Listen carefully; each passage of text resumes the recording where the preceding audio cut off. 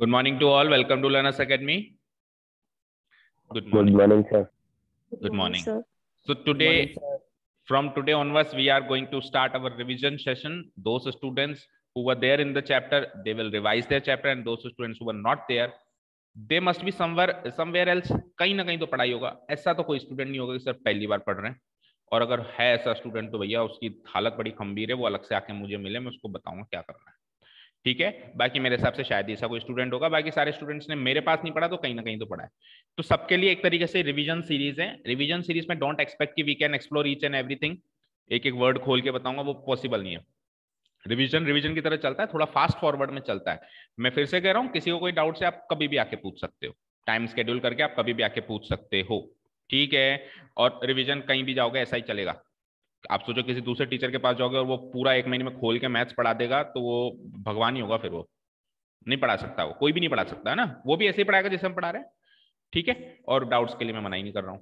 Okay. तो chapter number 4 is quadratic equations. तो फटाफट से डिस्कस करते हैं. देखो, first of all we will discuss what is an equation. What is an equation. YouTube channel पे हमारे एक रिवीजन सीरीज करके प्लेलिस्ट बनी हुई है, क्लास 10th रिवीजन सीरीज. उसमें इसके वीडियो अपलोड होंगे. जो बच्चे रिवाइज करेंगे इस चैप्टर के, उस वाली प्लेलिस्ट में नहीं होंगे. जो नॉर्मल प्लेलिस्ट थी वो तो कोर्स था. अब एक रिवीजन टेस्ट सीरीज चल रही है, ऑलरेडी बनी हुई है. बाकी चैप्टर्स जो टर्म 1 में आए थे उनकी वीडियोस भी उसमें ही रखी हुई है, पर वो तो आपके काम की नहीं है. तो उसी में ही अपलोड होगी, है ना, कहीं कोई ढूंढता ही रह जाए. तो इसलिए मैं क्लियर कर रहा हूँ. हाँ, इक्वेशन क्या होता है?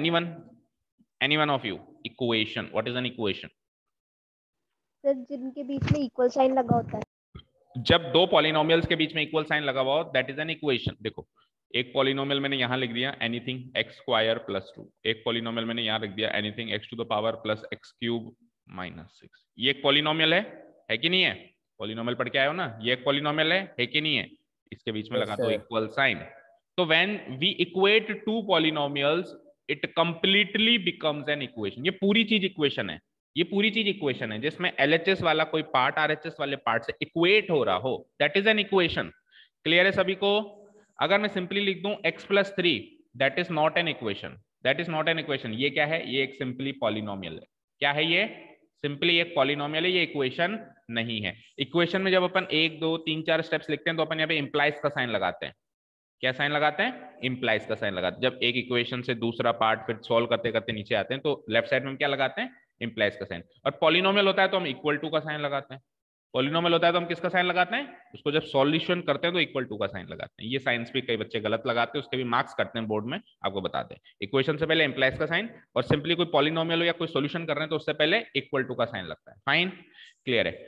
अब बात करते हैं, सर इक्वेशन समझ में आ गई. What is meant by quadratic. इसका क्या मतलब होता है? तो क्वाड्रेटिक मींस एनी पॉलिनोमियल, या मैं कहूंगा एनीथिंग. पॉलिनोमियल भी हो गया उसमें, इक्वेशन भी हो गई, बाकी सारी चीजें हो गई. Anything which is of degree 2, which is of degree 2. कोई भी चीज डिग्री 2 की होगी तो वो क्वाड्रेटिक होगी. डिग्री 2 क्या होता है ये हमने 9th से सीखते हुए आ रहे हैं, फिर भी रिवाइज कर देता हूं. For example x square plus 3, x cube plus 2, x square minus 9, या x प्लस 5. देखो इन सबकी डिग्री बताते हैं. डिग्री मतलब इसके अंदर जितने भी टर्म्स हैं, ये टर्म है, एक टर्म दूसरी टर्म, ये एक टर्म दूसरी टर्म तीसरी, ये 3 टर्म्स का पॉलिनोमियल, ये 2 टर्म्स का पॉलिनोमियल, ये 2 टर्म्स का पॉलिनोमियल है. इवन सिंगल टर्म का भी पॉलिनोमियल होता है. ठीक है. तो इसकी सारी टर्म्स में से हाईएस्ट पावर देखनी है, लेकिन वेरिएबल की. किसकी? वेरिएबल की, कांस्टेंट की नहीं. तो यहाँ पे वेरिएबल क्या है? X square. कांस्टेंट क्या है? 3. तो इसकी हाईएस्ट पावर 2 है, तो इसकी डिग्री 2 है. डिग्री 2 को क्या कहते हैं? क्वाड्रेटिक. ये क्वाड्रेटिक है. यहाँ पे जितनी भी टर्म्स हैं, वेरिएबल टर्म्स को चेक करो, 2 वेरिएबल टर्म्स हैं, इसकी हाईएस्ट पावर 3 है. तो हाईएस्ट पावर 3 है तो ये क्वाड्रेटिक नहीं होगी. फिर इसकी डिग्री 3 हो गई, इसको कहेंगे क्यूबिक. इसको क्या कहेंगे? क्यूबिक. ये क्या था? X plus 5. हाईएस्ट वेरिएबल की हाईएस्ट पावर 1 है, इसको कहते हैं लीनियर. क्या कहते हैं? जो चैप्टर नंबर 3 में खत्म करके आए, लीनियर इक्वेशन. ये अगेन हाईएस्ट एक ही टर्म है तो उसकी पावर ही हाईएस्ट पावर है, तो ये क्या हो जाएगी? क्वाड्रेटिक. फिर से मैं बताता हूं, अगर मैं यहाँ पे 9 की पावर 10 लगा दूं तो मत कहना सर 10 है हाईएस्ट पावर. नहीं है, ये हाईएस्ट पावर. हाईएस्ट पावर अभी भी 3 है, क्योंकि कांस्टेंट की पावर नहीं देखी जाती. 9 की पावर 10 तो सोल्व हो सकता है ना, सोल्व हो सकता है. यहाँ पे एक्स का पता नहीं है, इसलिए एक्स क्यूब सोल्व नहीं हो सकता, इसलिए एक्स क्यूब ही रहेगा, तो हाईएस्ट पावर 3 रहेगी. Is that clear? तो क्वाड्रेटिक इक्वेशन का मीनिंग क्रिस्टल क्लियर है सबको? Meaning of quadratic, meaning of equation, that means an equation जिसमें कुछ एलएचएस है, कुछ आरएचएस है, बीच में इक्वल साइन है, दोनों जगह पॉलिनोमियल है और उन दोनों पॉलिनोमियल के कुछ टर्म्स हैं, इधर भी इधर भी, इन सारे टर्म्स को मिला के, इधर के और इधर के सारे टर्म्स को मिला के हाईएस्ट पावर क्या होनी चाहिए, 2 होनी चाहिए। हाईएस्ट पावर क्या होनी चाहिए, 2 होनी चाहिए। इस तरह की इक्वेशन को क्या कहते हैं, क्वाड्रेटिक इक्वेशन। इधर की टर्म्स में इधर की टर्म्स में कुल मिला के हाईएस्ट पावर क्या होनी चाहिए, 2 होनी चाहिए, तो उसको हम क्या कहेंगे, क्वाड्रेटिक इक्वेशन। फॉर एग्जाम्पल अगर मैं यहाँ लिख दूं एक्स स्क्वायर प्लस 2 और मैं यहाँ लिख दूं 3x क्यूब, तो ये क्वाड्रेटिक इक्वेशन है क्या, केवल इसको थोड़ा ना देखोगे, इसको भी तो देखोगे। पूरी इक्वेशन में तो हाईएस्ट पावर 3 हो गई, तो ये क्वाड्रेटिक इक्वेशन नहीं है, it is N actually cubic equation. Next year आएंगी आपकी, इस साल क्वाड्रेटिक तक ही है ना, लीनियर और क्वाड्रेटिक 2 चैप्टर से, क्यूबिक नेक्स्ट ईयर आएंगी। ठीक है, क्लियर है, ठीक है। अब बात करते हैं इसकी स्टैंडर्ड फॉर्म की। तो इसकी स्टैंडर्ड एक बार मैं वो खोल लेता हूँ हमारे नोट्स, उसमें बिल्कुल सिस्टमैटिक है, तो जल्दी जल्दी रिवाइज हो जाएगा। 1 second. Quadratic equations, can you see, chapter का नाम लिखा हुआ होगा, देखो है तो ठीक है, नहीं तो कोई बात नहीं, क्योंकि कई बार सेव करते भी हैं, कई बार नहीं भी करते, नहीं है शायद, है ना, चलो छोड़ो कोई बात। नेक्स्ट थिंग, इसकी स्टैंडर्ड फॉर्म क्या होती है सर। स्टैंडर्ड फॉर्म मतलब कोई भी क्वाड्रेटिक इक्वेशन को एक फॉर्म में बताओ कि इस फॉर्म में तो हमेशा दिखेगी दिखेगी, या नहीं भी दिख रही है तो कन्वर्ट की जा सकेगी उस फॉर्म में, तो वो स्टैंडर्ड फॉर्म होती है ax square plus bx plus c equal to 0। ये इसकी स्टैंडर्ड फॉर्म होती है, ax square plus bx plus c equal to 0। ये क्वाड्रेटिक टर्म होती है, ये लीनियर टर्म होती है, ये कांस्टेंट टर्म होती है। ठीक है, सिंपल देसी भाषा में याद करना चाहें तो ये एक्स स्क्वायर वाली टर्म होती है, एक्स वाली टर्म होती है, और ये सिंपल नंबर होता है कांस्टेंट 1 2 3 4 5 एनीथिंग, राइट। ठीक है, इसमें a b और c all of this should be real, all of this should be real numbers. अब रियल नंबर्स क्या होते हैं, आज तक हमने जितने भी नंबर्स पढ़े सुने देखे सॉल्व किए, जितने भी नंबर्स हमारी गो थ्रू किए, वो सारे के सारे रियल है। सारे के सारे क्या हैं, रियल। ऐसा कोई भी नंबर नहीं है उनमें से जो अनरियल है। ठीक है, अनरियल नंबर्स आएंगे 11th क्लास में, उसको इमेजिनरी नंबर्स कहते हैं ना, जो एग्जिस्ट नहीं करते दुनिया में पर हैं, मतलब कैलकुलेशन में आ जाते हैं बट वो एग्जिस्ट नहीं करते हैं। ठीक है, तो वो आपने आज तक देखे ही नहीं है वो नंबर्स, तो आपके लिए तो सारे नंबर से रियल है। तो एक तरीके से एबीसी कोई भी नंबर हो सकता है, but A should not be equal to 0। कोई बताएगा क्यों, क्यों लीनियर हो जाएगी। अगर मैं ए की वैल्यू 0 कर दूंगा तो 0 इंटू एक्स स्क्वायर तो नील बटे नील हो जाएगा सब। अब नील हो जाएगा तो फिर तो स्टार्टिंग ही यहीं से हो गई, तो हाईएस्ट पावर 1 हो गई, तो फिर ये क्वाड्रेटिक नहीं बचेगी, फिर वो क्या हो जाएगी, फिर वो लीनियर इक्वेशन हो जाएगी। इसीलिए ए की वैल्यू 0 नहीं ले सकते, चाहो तो बी की ले लो, सी की ले लो, वो चलेगा। ठीक है, एबीसी की कुछ भी वैल्यू ले लो, ए की वैल्यू 0 नहीं ले सकते। समझ आ रहा है सभी को। देखो pi is an unreal number, मतलब इमेजिनरी नंबर है वैसे देखा जाए, sorry pi is a real number, but pi real में भी 2 पार्ट्स होते हैं, रैशनल इरेशनल। वो इरेशनल नंबर है। रैशनल इरेशनल क्या होता है, रैशनल नंबर जिसको मैं समथिंग बाय समथिंग की फॉर्म में लिख सकूं, न्यूमरेटर बाय डिनोमिनेटर। इरेशनल जिसको मैं नहीं लिख पाता हूं, तो पाई को मैं ज्यादा से ज्यादा पाई बाय 1 लिख सकता हूं। अब जब अपन समथिंग बाय समथिंग की फॉर्म में लिखते हैं तो both of this should be numbers, तो ये तो नंबर है, वो अगेन नंबर नहीं है ना। ठीक है, दोनों इंटीजर होने चाहिए, क्या होने चाहिए, इंटीजर्स जो कंप्लीट नंबर्स होते हैं 1 2 3 4, तो 1 तो इंटीजर है बट पाई इंटीजर नहीं है। हाँ, अब for the sake of solving questions कैसे सॉल्व करूं सर मैं, इसीलिए इसकी एक्सपेक्टेड वैल्यू 22/7 ले ली जाती है। रिमाइंड करा देता हूँ, ये इसकी एक्चुअल वैल्यू नहीं है, ये इसकी एक्सपेक्टेड वैल्यू है। ये हम क्यों लेते हैं, क्योंकि क्वेश्चन तो सॉल्व हो, एटलीस्ट क्वेश्चन सॉल्व करने के पर्पज से हम इसको ले लेते हैं। ठीक है, क्लियर है। फॉर एग्जाम्पल एक सर्किल है, एक सर्किल में अगर मैंने इसकी रेडियस मान ली 7 सेंटीमीटर और मैंने कहा इसका सरकमफ्रेंस बताओ, तो आप 2πr लगाते हो, तो 2 इंटू 22/7 इंटू 7 करते हो, तो 7 से 7 कट के 44 सेंटीमीटर इसकी सरकमफ्रेंस आ गई। तो आप जब एक्चुअली नापने जाओगे तो अराउंड 44 आएगी, एक्चुअल नहीं आएगी, क्योंकि आपने पाई की वैल्यू एक्चुअल ली ही नहीं है, एक्चुअल पता ही नहीं है क्या लेंगे। तो 44 के अराउंड आएगी ये सरकमफ्रेंस, एग्जैक्ट नहीं आएगी। भले आप ये एक्टिविटी घर पे करके देख लेना, 7 सेंटीमीटर का सर्कल बनाना, फिर उसकी डिस्टेंस नापना, अराउंड 44 आएगी। तो क्वेश्चन सॉल्व करने के हिसाब से हम ये एक्सपेक्टेड वैल्यू 22/7 ले लेते हैं। Otherwise pi is an irrational number जिसकी वैल्यू एक्चुअल वैल्यू आज तक कोई निकाल नहीं पाया। ओके, ठीक है, लेकिन वो रियल नंबर, अनरियल नंबर तो आज तक आपने देखे ही नहीं है ना। ओके, हाँ, कहाँ थे, स्टैंडर्ड फॉर्म हो गई है ना, और ठीक है। अब सुनो, क्वाड्रेटिक इक्वेशन देखो, पहली एक्सरसाइज जो कहती है वो केवल आपसे पहचान करवाएगी कि कौन सी क्वाड्रेटिक इक्वेशन है और कौन सी क्वाड्रेटिक इक्वेशन नहीं है। देखो, check whether the following are quadratic equations और not. Exercise number 4.1 is quite easy. शायद ही इसमें से क्वेश्चन आया, हाँ सेकंड पार्ट में से आ सकता है ना। अच्छा, इस चैप्टर का बहुत बड़ा हिस्सा है वर्ड प्रॉब्लम। वर्ड प्रॉब्लम मतलब स्टेटमेंट्स, उसमें से इक्वेशंस फ्रेम करनी है, बहुत बड़ा हिस्सा है और सबसे अच्छा या कॉम्प्लिकेटेड हिस्सा यही है। आपने एक बार इक्वेशन बना ली उन वर्ड प्रॉब्लम से, तो आगे का काम करीब करीब सब कर लेते हैं, वो इक्वेशन नहीं बन पाती है। और प्रॉब्लम ये है कि आप जितनी भी ये वर्ड प्रॉब्लम्स करके जाएंगे वहां पे अलग आएगी, वहां पे कुछ अलग आएगी, इनमें से थोड़ा ना आएगी, बोर्ड है, इनमें से नहीं आएगी, कुछ अलग आएगी। तो आपको रटना नहीं है, आपको सीखना है आप कैसे वर्ड प्रॉब्लम्स में किस वर्ड के लिए आप क्या रखते हैं, किस वर्ड के लिए आप क्या रखते हैं, कैसे इक्वेशन बनाते हैं, वो बताएंगे अभी। चलो, एक्सरसाइज 4.1 मैं आपको जैसे किसी भी क्वेश्चन को मैं उठाता हूँ, लेट अस से कि मुझे चेक करना है कि ये क्वाड्रेटिक इक्वेशन है या नहीं। तो एक तरीका तो है कि इसको पूरा सोल्व करो, 2x into x, 2x square, 2x into -3, minus का 6x, 2 3 6 होता है, -1 इंटू एक्स, माइनस का x, -1 इंटू -3 +3। ये तो LHS सॉल्व हो गया। RHS पे आओ, x into x, x square, x into -1 -x, +5 into x, plus का 5x, and what is +5 into -1, it is -5। सारे टर्म्स को उधर लेके जाओ, तो एक्स स्क्वायर उधर जाएगा, माइनस हो जाएगा, 2x स्क्वायर में से एक्स स्क्वायर गया, प्लस का एक्स स्क्वायर। ठीक है, अब -6x मिलके -7x हो चुका है, और -x plus minus plus plus minus होता है, साइन बड़ा वाला लेगा, तो ये +4x हो चुका है। ये 4x भी उधर जाके माइनस हो जाएगा, तो -7 और -4 माइनस का 11x।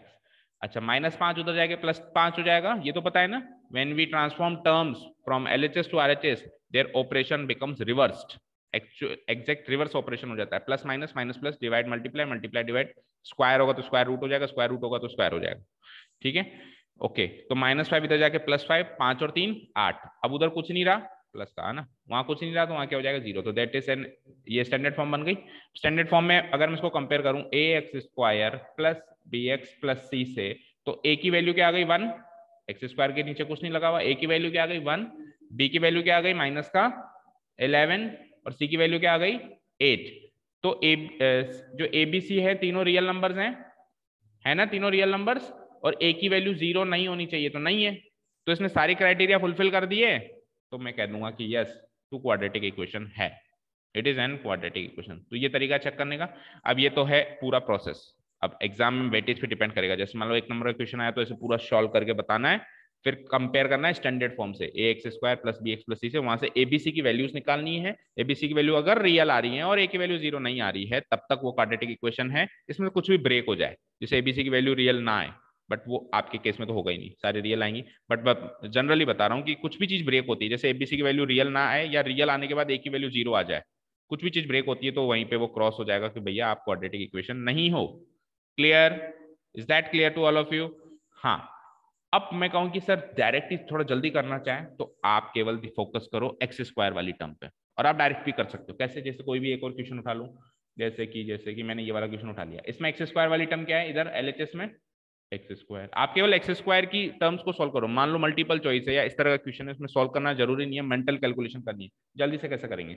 x-2 का होल स्क्वायर जो होगा a-b के होल स्क्वायर से सॉल्व होगा, प्रॉपर्टी से या आइडेंटिटी जो भी अपन कहते हैं, तो उसमें से एक्स स्क्वायर निकल के आएगा, तो इधर भी सिंगल एक्स स्क्वायर निकल के आएगा, उधर भी सिंगल एक्स स्क्वायर, तो कट जाएगा, तो एक्स स्क्वायर की टर्म बचेगी क्या, तो यहीं से पता चल जाए। अब बाकी एक्स की टर्म्स कितनी बचेगी, कांस्टेंट क्या बचेगी, फर्क ही नहीं पड़ता है ना, क्वाड्रेटिक इक्वेशन तो नहीं रही है, बी सी कुछ भी आए, ए तो 0 हो चुका है। ठीक है, अब जैसे एक और क्वेश्चन में ट्राई करते हैं, ये जैसे ये वाला क्वेश्चन ट्राई करते हैं। देखो x+2 का क्या लिखा हुआ है, होल क्यूब। क्या लिखा हुआ है? Whole cube. तो क्यूब में x का क्यूब तो निकल के आएगा ही आएगा। a+b का होल क्यूब क्या होता है, a³ + b³ + 3a² b + 3ab²। Identities बतानी चाहिए, तो x का क्यूब तो निकल के आएगा ही आएगा। ठीक है, इधर आ जाओ, 2x इंटू ये क्या है, एक्स स्क्वायर, तो 2x इंटू एक्स स्क्वायर क्या होता है, 2x³। अब इधर सिंगल x³ है, उधर डबल x³ है, तो पूरे पूरे नहीं कटेंगे, कहीं ना कहीं एक x³ बच जाएगा, या तो इधर लाओगे तो माइनस का x³ बचेगा, उधर भेजोगे तो प्लस का x³ बचेगा, बचेगा ना, तो क्वाड्रेटिक हो गई ये, तो क्यूबिक हो गई ना। तो आप बड़ी पावर पे कॉन्सेंट्रेट करो, तो आप बिना सारा सॉल्व कर के 2 मतलब विद इन 30 सेकंड्स बता सकते हो कि ये क्वाड्रेटिक इक्वेशन है या नहीं है। सबसे बड़ी पावर को सॉल्व कर लो और देखो वो रहती है कि नहीं रहती है। ठीक है, क्लियर है? अब एक ट्राई आप करो, जैसे कि मान लो ये चेक करना है, देखो केवल उसको देख के बता सकता है कोई कि ये क्वाड्रेटिक इक्वेशन है या नहीं है? अभी जो मैंने मेंटल कैलकुलेशन वाला तरीका बताया उससे है। देखो यहाँ पे एक्स स्क्वायर आ रहा है सिंगल, वहां पे -2 इंटू एक्स -2x आएगा, उधर तो एक्स स्क्वायर आ ही नहीं रहा, तो उधर तो आ ही नहीं रहा, इधर आ रहा है तो ये तो कायम रहेगा ना, कटेगा नहीं, तो yes it is an quadratic equation. ठीक है, समझ आया? क्लियर है सभी को? पहला question except 4.1 question number 1 is clear to all of you, कैसे करना है? Okay question number 2। Online students की आवाज नहीं आ रही, फिर कहोगे कि सर ये हो गया था वो हो गया था। जवाब दो, समझ आया? Yes sir. Okay yes sir. सुनिए, अब सुनिए, वर्ड प्रॉब्लम स्टार्ट करने से पहले कुछ बातें हैं जो रिवाइज करवा देता हूं। देखो वर्ड प्रॉब्लम्स में कुछ सर्टेन वर्ड्स हैं जो आपको ध्यान में रखने हैं, है ना, उसकी जगह क्या आएगा। फॉर एग्जाम्पल कभी भी ये वर्ड आ जाए ना, सबसे पहले इजी से स्टार्ट करते हैं, मतलब जो मेन है, is, am, are, was, were. I am sorry मैं थोड़ा स्पीड में चल रहा हूँ बिकॉज वक्त की डिमांड है। आपको इसमें से कुछ भी नोट करना हो तो आपके पास वीडियो है, आप घर जाके पॉज करके नोट कर लेना प्लीज, है ना। अभी मैं टाइम दे नहीं पाऊंगा कि आप बेटा नोट करो, मैं बैठा रहूं, इतना टाइम नहीं है ना, तो थोड़ा फॉरवर्ड चलना ही पड़ेगा। इज, एम, आर, वॉज, वर और बी, टू बी या बीइंग या बीन, ये जितनी भी वर्ब्स देख रहे हो आप, इंग्लिश की वर्ब्स है ना, ये सब जो होती हैं ये बी वर्ब्स की फॉर्म होती है। कौन सी वर्ब की फॉर्म होती है? ग्रामर पढ़ते हो ना, बी वर्ब का मतलब होता है होना। जैसे मैंने कहा आई एम ए टीचर, मैं टीचर हूं, तो मेरा होना मैं किससे बताऊंगा? बी वर्ब की किसी एक फॉर्म से बताऊंगा, एम से बताऊंगा, या सब्जेक्ट डिसाइड करेगा कि इनमें से कौन सी आएगी। जैसे आई के हिसाब से एम आ गया, ही के हिसाब से एज आ गया, दे के हिसाब से आर आ गया, पास्ट टेंस, टेंस भी डिसाइड करेगा, जो भी है ना, आप पढ़ते हो ग्रामर वेमर, ठीक है। तो बी वर्ब्स की फॉर्म होती है, और बी वर्ब की फॉर्म कहीं पर भी आ जाए वर्ड प्रॉब्लम में, इसकी जगह हमेशा इक्वल टू का साइन लगेगा। इसकी जगह क्या लगेगा? इक्वल टू का साइन लगेगा। जहां पर भी इनमें से कोई भी वर्ब की फॉर्म आ जाए, बी वर्ब की फॉर्म, उसकी जगह क्या लगेगा? इक्वल टू का साइन लगेगा। Is that clear? Second thing, times जहां भी आ जाए, टाइम्स वर्ड या मल्टीपल वर्ड, टाइम्स या मल्टीपल वर्ड, है ना, 3 मल्टीपल्स या 3 टाइम्स, कोई बता सकता है क्या आएगा इसकी जगह? मल्टीप्लाई का साइन आएगा। क्या आएगा? मल्टीप्लाई का साइन आएगा। क्लियर है? कोई डाउट नहीं है? अच्छा ट्वाइस आ जाए तो क्या करोगे? 2 से मल्टीप्लाई कर दोगे। उधर तो केवल मल्टीप्लाई का साइन है, अब जो भी नंबर होगा, जैसे मान लो 7 टाइम्स है तो 7 मल्टीप्लाई हो जाएगा। कुल मिला के टाइम्स का मतलब मल्टीप्लाई है, जो नंबर है वो तो एज इट इज आ जाएगा। लेकिन सिंपली वर्ड आ जाए ट्वाइस, तो ट्वाइस के आगे टाइम्स नहीं लिखा हुआ होगा, लेकिन उसके अंदर छुपा हुआ है। ट्वाइस का मतलब क्या है? 2 टाइम्स। ट्वाइस का मतलब क्या है? 2 टाइम्स, तो क्या हो जाएगा? 2 मल्टीप्लाई। थ्राइस 3 टाइम्स, यानी 3 मल्टीप्लाई। यहां तक क्लियर है? ये बात क्लियर है? ठीक है, आगे चलते हैं। टाइम्स हो गया, मल्टीपल हो गया, ट्वाइस हो गया, सब हो गया। ओके अब सुनो, ये वर्ड्स बड़ा कंफ्यूज करते हैं,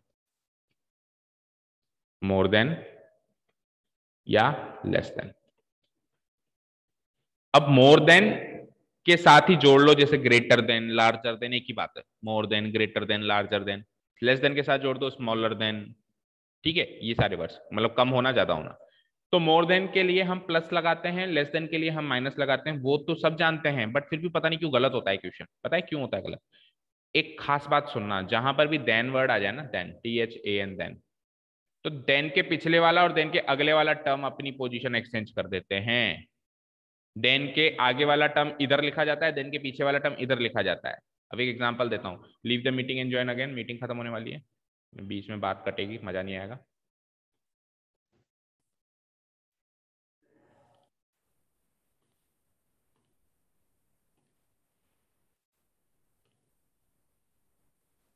वेयर वर वी?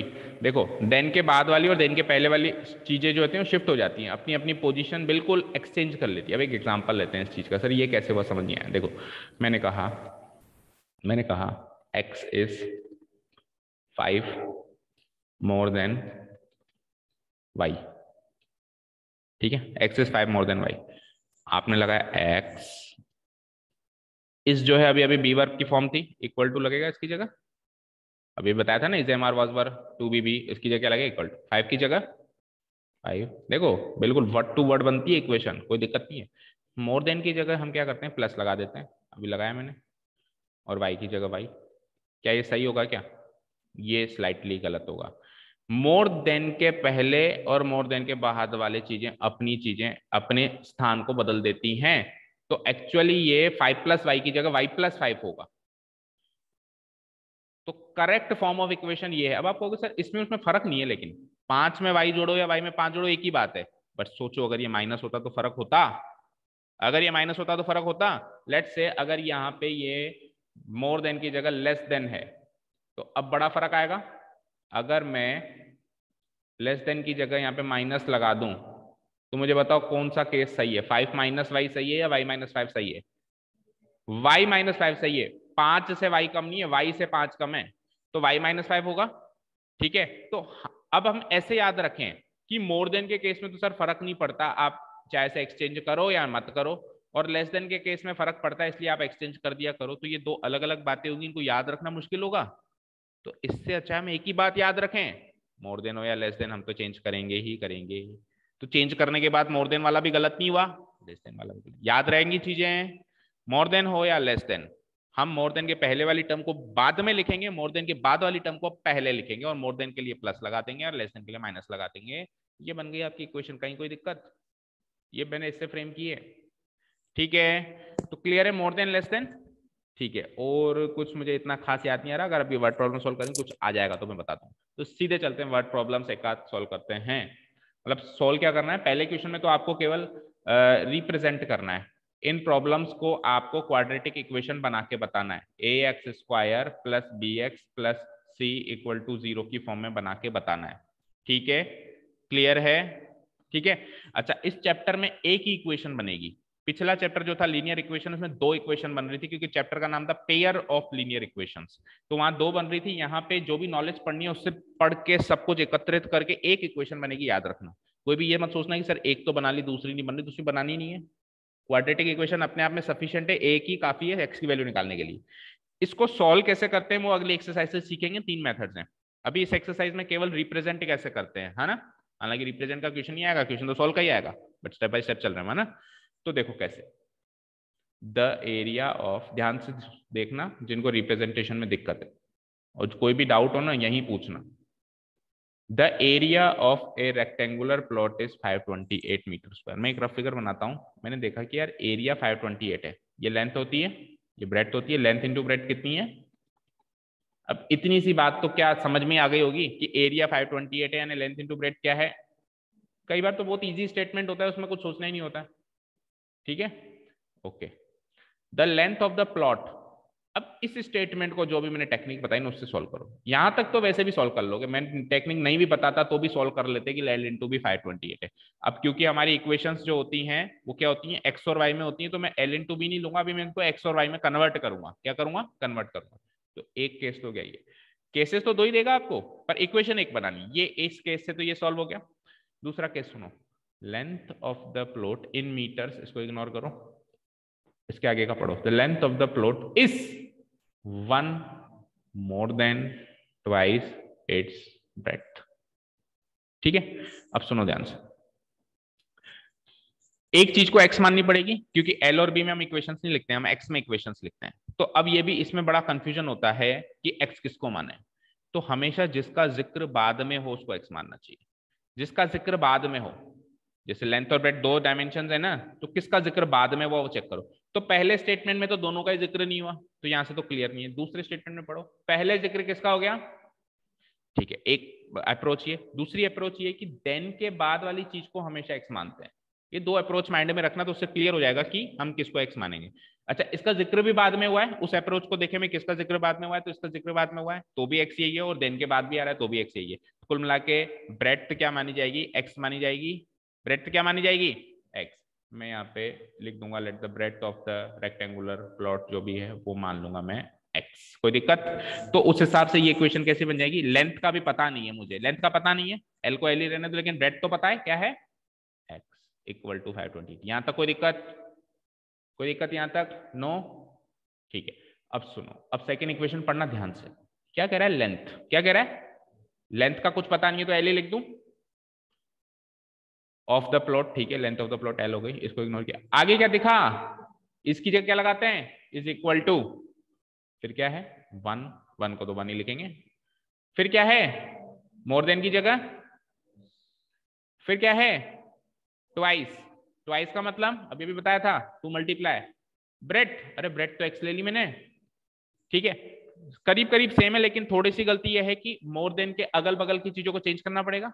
अब सुनो ध्यान से, मोर देन की जगह प्लस लगाया था मैंने, इसकी अगल बगल की चीजें कौन सी हैं ये आइडेंटिफाई करो।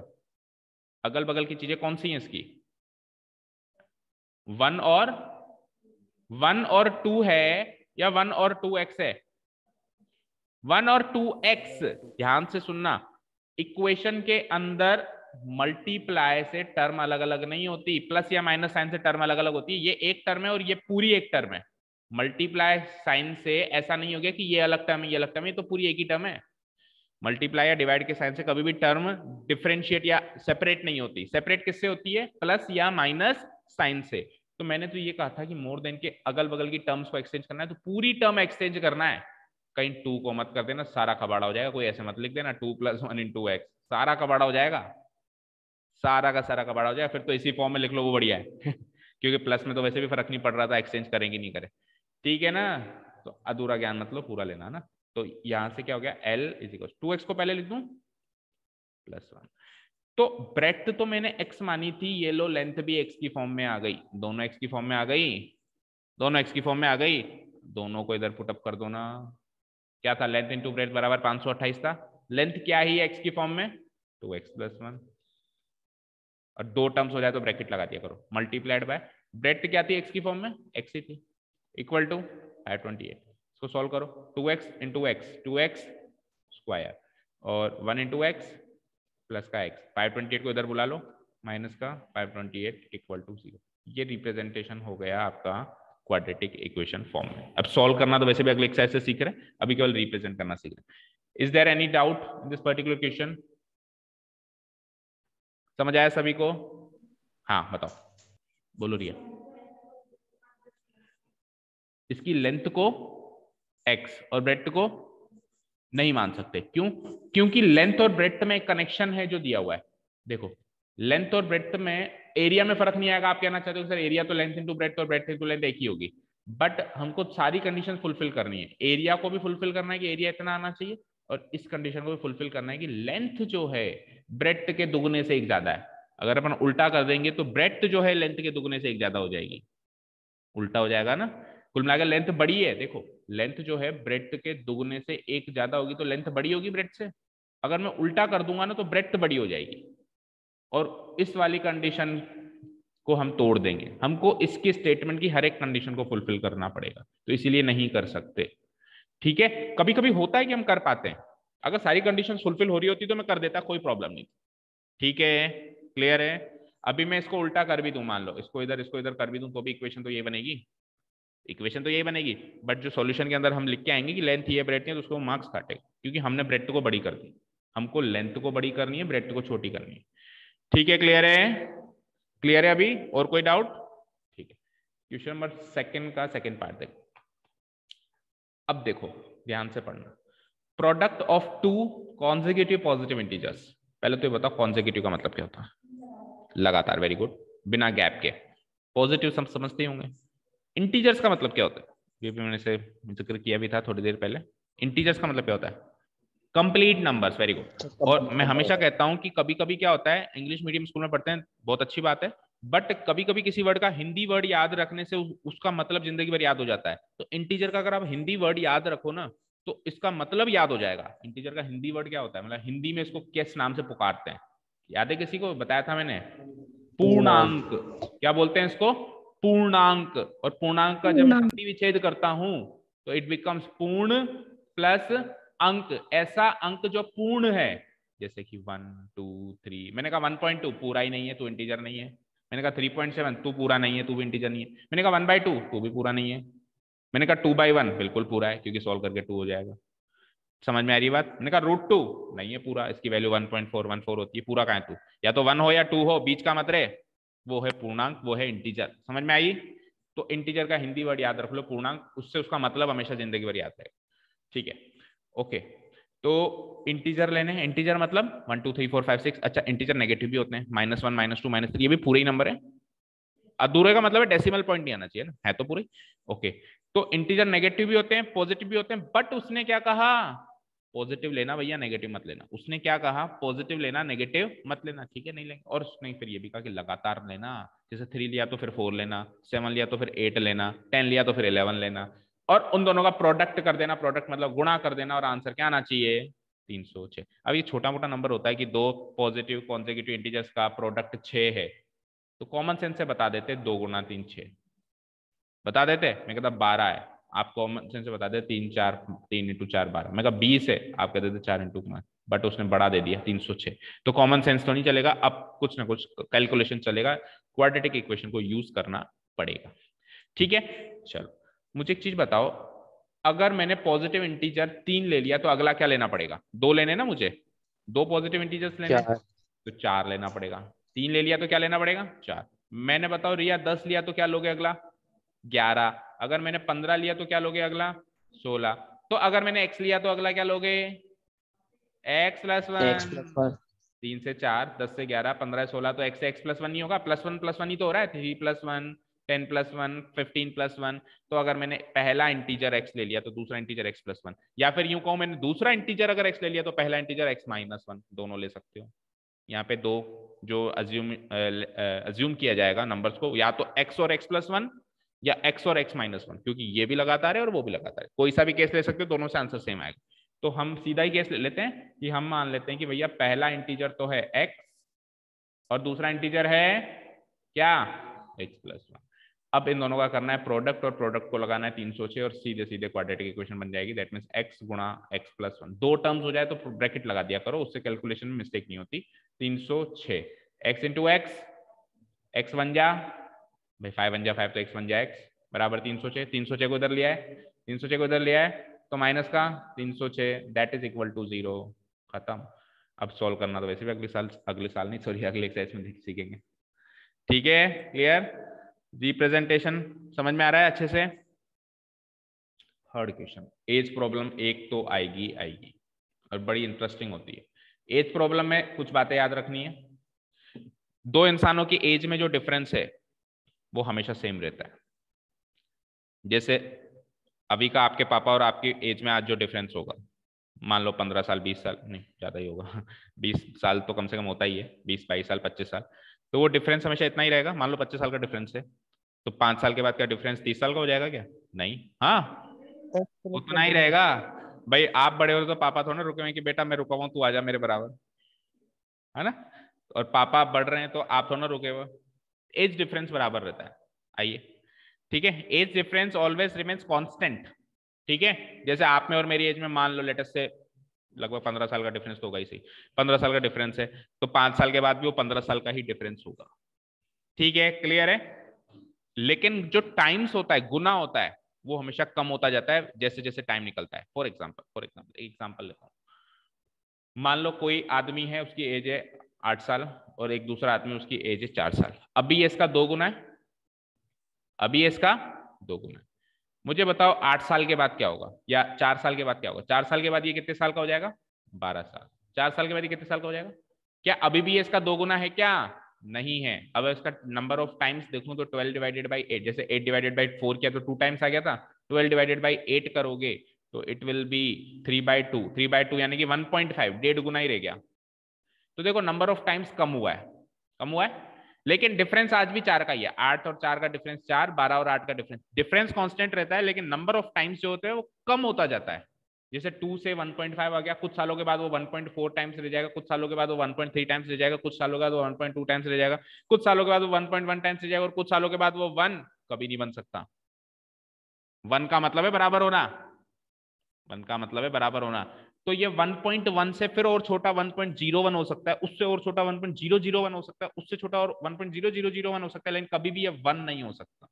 1 का मतलब है दोनों बराबर हो गए। क्या पॉसिबल है क्या दोनों बराबर हो जाए, नहीं है, ठीक है, समझ में आ गई बात, क्लियर है। ये 2-3 बातें याद रखोगे तो एज प्रॉब्लम यूं ही चुटकियों का खेल है। देखो भाई, और एक चीज और, कैसा भी एज प्रॉब्लम हो, कैसा भी, हमेशा करंट एज को ही वेरिएबल मानना है। जैसे एक्स वाई जो भी आप मानते हो, हमेशा करंट एज को मानना है। कई क्वेश्चन में कहेगा 36 साल पहले, तो आप 36 साल पहले की एज को कुछ नहीं मानेंगे, आप हमेशा प्रेजेंट एज या करंट एज को ही एक्स मानेंगे, या वाई जो भी मानते हो, ठीक है। जैसे कि Rohan's mother is 26 years older than him, Rohan की मम्मी उससे 26 साल बड़ी है, हमेशा इतनी बड़ी रहेगी, ठीक है। आगे बढ़ते हैं, दोनों की एजेस का जो प्रोडक्ट है 3 ईयर्स फ्रॉम नाउ, आज अभी का प्रोडक्ट नहीं कह रहा है वो, आज से 3 साल बाद जाओ, टाइम मशीन में बैठो, 3 साल बाद जाओ और देखो कि 3 साल बाद क्या एज होगी हमारी, उस एज का प्रोडक्ट लो, उस एज का प्रोडक्ट लो, वो कितना आएगा 360। आपको क्या निकालना है, रोहन की प्रेजेंट एज निकालनी है, वो निकालनी नहीं है अभी, तो केवल रिप्रेजेंट करना है, निकालने के तरीके वैसे भी अगले एक्सरसाइज में है। तो लेट्स से कैसे रिप्रेजेंट करूं मैं, मान लो अब देखो बाद में किसका जिक्र है, Rohan's mother is 26 years older than के बाद हिम आ रहा है और बाद में भी जिक्र हिम का ही, हिम कौन है यहाँ पे, रोहन है, तो रोहन की एज को एक्स मानूंगा, रोहन की एज को एक्स मानूंगा और हमेशा प्रेजेंट एज को एक्स मानते हैं। तो लेट अस से ये तो है रोहन भैया और ये उसकी मॉम मम्मा, ठीक है। ऐसे मत लिख के आ जाना एग्जाम में, स्टेप्स लिखना है ना, ये आपको समझाने के लिए है ना। लेट रोहन से age present age be x, Rohan mother's present age will be जो भी होगी ना, ओके। तो ये तो है प्रेजेंट एज में यहां लिख देता हूं, और दूसरी कौन सी एज कही है उसने, 26 year sorry 3 years from now, आज से 3 साल बाद, तो 3 ईयर्स लेटर वाली एज देखते हैं ना अपन मूवीज वगैरह, 3 साल बाद फ्लैश होता है, 3 साल बाद हीरो बड़ा हो जाता है, देखते हैं नहीं देखते हैं, तो वो ये प्रेजेंट में है और ये 3 साल बाद में, प्रेजेंट में आपने रोहन की एज को एक्स माना है क्योंकि इसका जिक्र बाद में है, तो इस हिसाब से उसकी मम्मी की प्रेजेंट एज क्या हो जाएगी, खुद ही तो कह रहा है कि उससे 26 साल बड़ी है और डिफरेंस तो वैसे भी बराबर ही रहता है हमेशा, x प्लस 26, ठीक है। अब 3 साल बाद दोनों की 3-3 साल एज बढ़ेगी या एक की बढ़ेगी, उसकी मम्मी कहेगी कि मैं वैसे बहुत बड़ी हूँ यार, मैं बढ़ना नहीं चाहती और मतलब बुढ़ी नहीं होना चाहती मैं यार, मैं उतनी ही रहूंगी, तू बढ़ जा, हाँ अगर चाहेगी तो सही, ऑब्वियसली हर कोई चाहता है, कोई बुढ़ा नहीं होना चाहता, बट ऐसा पॉसिबल नहीं है ना। तो x प्लस 3 और ये x प्लस 26 तो पहले ही थी और प्लस 3 और हो जाएगी, राइट। तो ये तो x प्लस 3 रहेगी और ये कैलकुलेट करोगे तो x प्लस, ये 3 साल बाद की एज है दोनों की, ये भी इसकी 3 साल बाद की एज है, ये भी इसकी 3 साल बाद की एज है, और 3 साल बाद की एज में क्या कनेक्शन है कि उन दोनों का प्रोडक्ट 360 है, यानी 3 साल बाद की एज, इसकी 3 साल बाद की एज और इसकी 3 साल बाद की एज को अगर प्रोडक्ट कर दिया जाए तो क्या आएगा 360। तो आप क्या कर दोगे, x plus 3 multiplied by x plus 29 will be equal to 360, x into x, x into 29, x into 3x और 329 3 जा याद ही नहीं है 360, हाँ ओके, एक्स स्क्वायर 29 और 3 32x, 360 को यहाँ बुलाना पड़ेगा, 360 में से 57 का डिफरेंस देखोगे, 57 और 60 का 3 का डिफरेंस होता है -330, 0 आंसर। ये हो गया representation, ax square plus bx plus c equal to 0, standard form में रिप्रेजेंटेशन हो गया। स्टैंडर्ड फॉर्म में हमेशा एक्स स्क्वायर की टर्म पहले रखना, फिर x की टर्म रखना और फिर लास्ट में कांस्टेंट टर्म रखना। कोशिश ये करना कि एक्स स्क्वायर की जो टर्म है वो पॉजिटिव हो, वो क्या हो, पॉजिटिव हो। अगर नेगेटिव आ जाती है तो भी गलत तो नहीं होता है, बट हम नेक्स्ट स्टेप में उसको पॉजिटिव बना दें तो अच्छा है। कैसे बनाते हैं पॉजिटिव, पूरी इक्वेशन को माइनस से मल्टीप्लाई कर दो। हाँ बताओ यार, पूरी इक्वेशन का साइन चेंज करो। 7 to 7 आएगा वहां पे 57 की जगह। एक मिनट, क्या कह रहे हो, 57 की जगह 87 आएगा। 19 होता है, हाँ तो फिर तो चेंजेस हो जाएंगे, 19 3 जा 57 और 29 3 जा 87, हाँ तो फिर सही कर दो उसको, 360 में से, ये भी गलत हो गया क्या, नहीं ये तो सही है, 360 में से 87, 30 का फर्क आ जाएगा शायद, है ना, 57 और 87 में 30 का फर्क है, पहले आ रहा था 303, तो अब आ जाएगा 2, 30 कम कर दो 273, ठीक है। लास्ट क्वेश्चन जल्दी से देखो, क्लियर है ये एज प्रॉब्लम बनाना, देखो एक एज प्रॉब्लम बनवा रहा हूं तो उससे 10 एज प्रॉब्लम सॉल्व हो रही है। आप ऐसे मत सोचो एक क्वेश्चन हो रहा है, एक कॉन्सेप्ट हो रहा है अपने आप में, पूरा एक पूरा कॉन्सेप्ट कवर हो रहा है, आगे अब एज प्रॉब्लम अगली एक्सरसाइज में आएगी तो आपसे बनवाऊंगा, समझ आ रही है, okay. It's really very important to revise the lecture, आप जैसे फास्ट फॉरवर्ड में करो, घर जाके इस पूरे लेक्चर को रिवीजन को एक नहीं 2 बार रिवाइज करो, तो सारी चीज फीड होती जाए, क्योंकि अब तो टाइम है ही नहीं, जो है यही है ना। हाँ अब स्पीड डिस्टेंस टाइम के प्रॉब्लम्स हमेशा मोस्ट डिफिकल्ट वंस होते हैं, मोस्ट डिफिकल्ट वंस होते हैं, तो उसके लिए आपको 3 बातें याद रखनी है। स्पीड डिस्टेंस टाइम के कनेक्शन याद रखने, स्पीड डिस्टेंस टाइम का कनेक्शन सबको याद है कि स्पीड कैसे निकालते हैं, डिस्टेंस कैसे निकालते हैं, टाइम कैसे निकालते हैं, स्पीड डिस्टेंस टाइम। देखो डिस्टेंस तो है राजा, डिस्टेंस तो है सबसे बड़ा राजा, तो इसमें तो बड़ा एटीट्यूड है। ये क्या कहता है, अगर मुझे निकालोगे ना, तुम दोनों को मल्टीप्लाई होना पड़ेगा, यानी तुम छोटे छोटे टुच्चे से लोग हो, तुम तो मल्टीप्लाई होगे तब मैं बड़ा बनूंगा, यानी मैं तुम सबसे बड़ा हूं। ठीक है, अब किसी केस में अगर स्पीड निकालनी पड़े, डिस्टेंस की बनो, तो डिस्टेंस तो है राजा, राजा कभी नीचे नहीं आएगा, ऊपर ही आएगा, डिस्टेंस बाई टाइम। और टाइम निकालना पड़े तो भी डिस्टेंस तो है राजा, ऊपर ही आएगा। याद हुआ? It's just an learning technique to remind कि डिस्टेंस स्पीड टाइम के तीनों में क्या कनेक्शन और कैसे फॉर्मूला निकाल। और वैसे तो देखो यार, यहाँ से स्पीड निकालोगे तो डी बाई टी हो जाएगा, यहाँ से टी निकालोगे डी बाई एस हो जाएगा, कॉमन सेंस भी हो सकता है, बाकी एकदम से याद आ जाए तो डिस्टेंस को हमेशा न्यूमरेटर में रखना है, और डिस्टेंस खुद को जब निकालना है, मान लो उसी को निकालना है, तो उन दोनों को मल्टीप्लाई करना है। ठीक है, अब पढ़ते हैं question. A train travels a distance of 480 kilometre at a uniform speed. Uniform speed का मतलब है एवरेज स्पीड। भाई ट्रेन एक ही स्पीड में नहीं चल सकती, कभी ब्रेक भी लगता होगा, कभी आता भी होगा, कभी स्टेशन, लेकिन एक स्पीड की बात करें यूनिफॉर्म स्पीड, तो 480 की मान ली उन्होंने। एक मतलब 480 की स्पीड नहीं मानी, एक स्पीड है, बताई नहीं है, वो निकालनी है शायद, find the speed of the train, वो स्पीड निकालनी है हमको। लेकिन वो जो स्पीड है ना, वो यूनिफॉर्म है। यूनिफॉर्म का मतलब एक तरह की है, एक तरह। आप लोग स्कूल में यूनिफॉर्म पहन के जाते हो, सब एक तरह के दिखते हो, यूनिफॉर्म दिखते हो ना, कोई छोटा बड़ा या अलग अलग नहीं दिखते हो, है ना, सब एक जो एक ही हो जाते हो, एक यूनिफॉर्म में सारे एक हो जाते हैं। तो उसी तरीके से स्पीड भी यूनिफॉर्म है। ठीक है, आगे 480 किलोमीटर डिस्टेंस ट्रेवल करिए उस ट्रेन ने। आगे ये कह रहा है अगर स्पीड जो है 8 किलोमीटर प्रति घंटा कम हो जाए, तो अगर स्पीड कम होगी तो टाइम ज्यादा लगेगा, कॉमन सेंस है, स्पीड और टाइम एक दूसरे के एंटी है। स्पीड बढ़ेगी टाइम कम होगा, स्पीड बढ़ाओगे गाड़ी की तो टाइम कम लगेगा ना पहुंचने में, स्पीड कम करोगे टाइम बढ़ जाएगा। तो ये क्या कह रहा है कि 8 किलोमीटर प्रति घंटा स्पीड कम करके देख लेना, आपको पिछले वाले टाइम से, जो पहले टाइम लग रहा था उसे 3 घंटे ज्यादा लगेंगे, जो पहले टाइम लग रहा था उससे कितने घंटे ज्यादा लगेंगे, 3 घंटे ज्यादा लगे। तो देखो 480 किलोमीटर डिस्टेंस तो क्लियर कट गिवन है, मिसिंग क्या है, स्पीड एंड टाइम। मिसिंग क्या है, स्पीड एंड टाइम, तो इन दोनों में से किसी एक को एक्स मानना पड़ेगा। अब आप चाहो तो स्पीड को एक्स मान के भी आगे चल सकते हो, आप चाहो तो टाइम को एक्स मान के भी आगे चल सकते हो, बट उसने कहा है we need to find the speed, तो बेहतर ये होगा कि स्पीड को एक्स माने। उससे क्या होगा, जैसे ही एक्स सोल्व हुआ तो क्वेश्चन भी सोल्व हो गया। अगर आपने टाइम को एक्स माना होता तो फिर क्या होता, एक्स सोल्व होते क्वेश्चन सोल्व नहीं होता, एक्स सोल्व होते तो टाइम आया है अभी, ये कहां से आई, ओके घूमने दो उसको। हाँ, ये जैसे मान लो एक्स सोल्व हुआ, तो एक्स सोल्व होते स्पीड नहीं आई, क्या ये टाइम आई, फिर कुछ कुछ सोच के आपको स्पीड निकालनी पड़ती है, आपका काम बढ़ जाता। तो इससे अच्छा है जो पूछी है कोशिश करा करो उसको एक्स मान ले, ताकि एक्स सोल्व होते ही वो भी सोल्व हो जाए। ठीक है, तो देखो कैसे आगे बढ़ेंगे, कैसे आगे बढ़ेंगे। देखो डिस्टेंस तो फिक्स है, ठीक है, ये तो है मेरा यहाँ पे ओरिजिनल केस, ये तो है मेरा ओरिजिनल केस, और ये है अगर ऐसा हो जाता वैसा हो जाता, मतलब एक तरीके से हाइपोथेटिकल केस। सोच लिया मैंने अगर ऐसा हो जाता तो ऐसा कर लेते, जैसे हम कई बार लेट हो जाते हैं ना कहीं पहुंचने में, फिर हम सोचते हैं यार 100 किलोमीटर की स्पीड ज्यादा कर देते तो टाइम पे पहुंच जाते, ये सब सोचते हैं। ठीक है, ये ओरिजिनल केस है, एक्चुअल जो हुआ है, ये हाइपोथेटिकल केस है, ऐसा हो जाता ऐसा हो जाता।